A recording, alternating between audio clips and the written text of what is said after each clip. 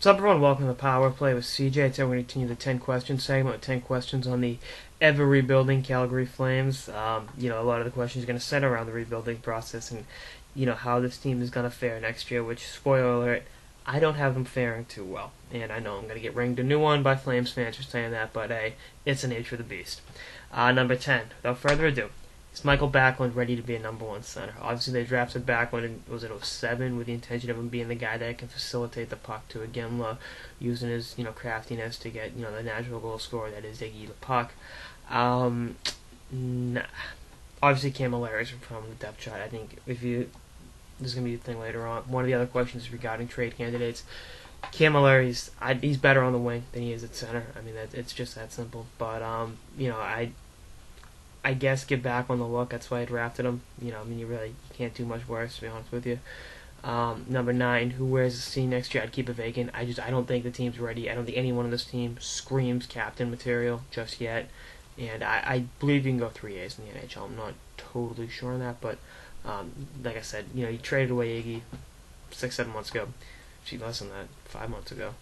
But it's the team isn't ready for a new captain yet, and hopefully, the next question is Sven Barchi, number 8. Is this Sven Barchi's team? If you watch my season preview of Calgary last year, I said, last season, would be Iginla handing the keys to Barchi the way Theo Fleury handed Iggy the keys back in the day. That really wasn't the case. Barchi really didn't play up to, he was a 19, 20-year-old kid in the NHL. That's the nature of the beast. But, this isn't his team yet. I think down the line, can he be the captain? Absolutely. But, he's 20 years old. He'll be 21 when a couple of weeks into the season.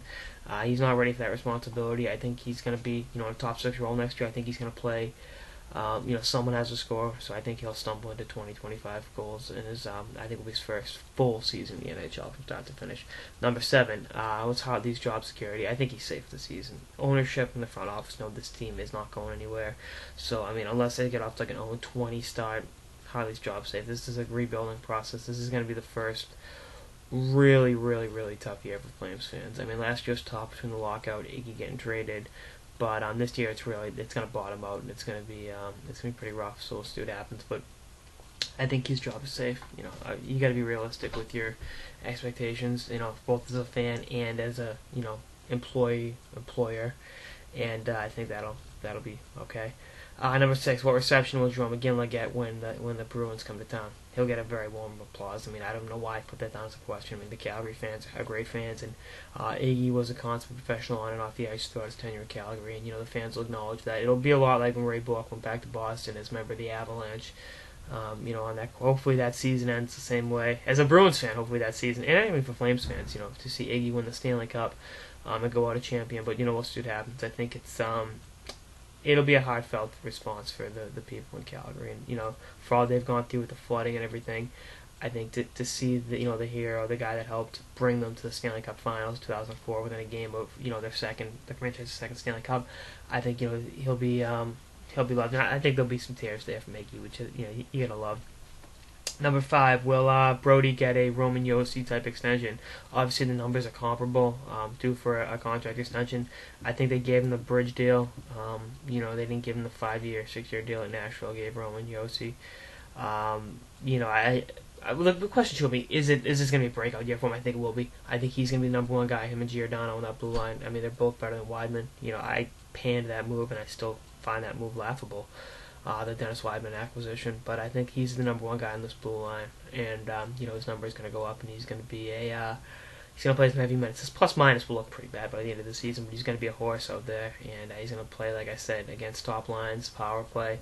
He's going to be their jack of all trades defenseman, and they're going to need him, further on in the rebuilding process, and I think he'll assume a bigger leadership role as well going into this season as the season progresses. Number 4, trade candidates. Can I just say everyone? Really. Camilleri, Weidman, if they can move him, if they can find someone, desperate enough to move him. Any veteran forward or defenseman that can get some asset back, I think it would behoove Feaster to go out and get more picks. And like I said, last year they had I thought the worst farm system in hockey. This year they've really improved upon it by getting 3 first-round picks. I'm still not sold on the Poirier. Pick, but with Klimchuk, with Monahan, with a couple of other guys they've drafted, they've got great goaltending prospects in Brisson, in Gillies. Agostino at Yale might be something. Might be. But the farm system's okay, but they can afford to improve it because this will be a little bit of they're going more the they're not doing the pit. They'll end up with the top pick out of all this. We'll talk about that at the end of the episode. But they're gradually rebuilding and getting highly prospects from other organizations, getting stockpiling the picks, and just going for quantity with draft picks, and that's a good thing. As many, you draft a ton of guys, hopefully a couple of them turn into stars. So, like I said, they can turn Camilleri or any of those guys into picks, and A and B prospects. They're ahead of the game. Number 3, will Sean Monahan, the 5th overall pick in the draft, be on the team? I think he will be on the team. I don't think he should be on the team. I think they're going to put him on the team to sell tickets, even though you don't have to. It's one of the most hockey crazy markets in the world. I think they're going to do it to showcase. Look, this is our young star right now. Watch him go. I think he's going to start with the team. I'd give him the 8-9 game look and then send him back to the Ottawa 67s. It's not fair to put him up. It's not that he's not ready. He's not ready to be part of this team. He's played on some subpar teams in Ottawa. In juniors, and I don't think playing on a subpar NHL team is beneficial to his development. But we'll see what happens. Number 2, who's the number 1 goalie? I got Kari Ramo as the number 1 goalie, which is part of the reason the team is going to bottom out. He's awful. I mean, he was great in the KHL. Yeah, they've got some great goaltending prospects, so they just got to weather the storm. But yeah, I rank him 29th to 30. I'd probably rank him ahead of Marc-Andre Fleury right now in terms of NHL goalies, but he's not too high on my list, and we'll see what happens. Maybe he proves me wrong and wins the Vezina the way Bobrovsky proved me wrong and won the Vezina last year. Egg on face. But I don't see it happening with him.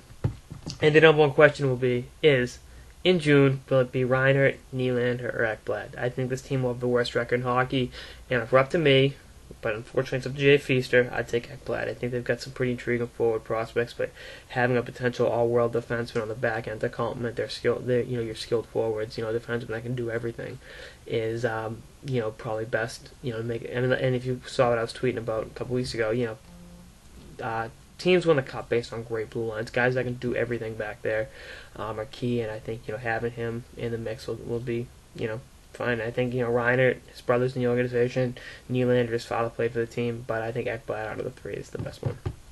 Anyway, that's on this episode of the Power Play with CJ. 10 questions for the Calgary Flames. Stay tuned for more episodes throughout the off season and beyond. Later, guys.